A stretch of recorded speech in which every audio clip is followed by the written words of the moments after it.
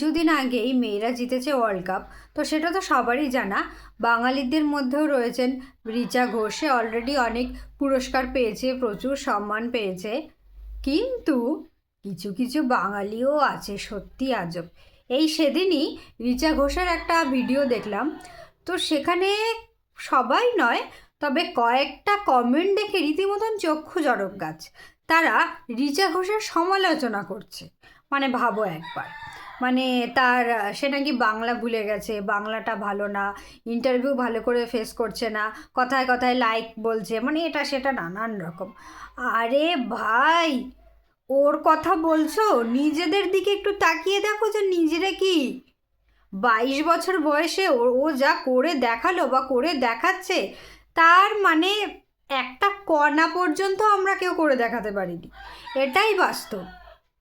এইটুকু মেয়ে সে হঠাৎ করে এত ক্যামেরা ফেস করছে, এত ইন্টারভিউ তাকে দিতে হচ্ছে, 19-20 হতেই পারে, সেটা নিয়ে বলছো? তাহলে ওর ওর ও যে ছক্কাগুলো মেরেছে, যে রানটা করেছে, সেগুলো নিয়ে কেন বলছো না? সত্যিই আজব তোমরা।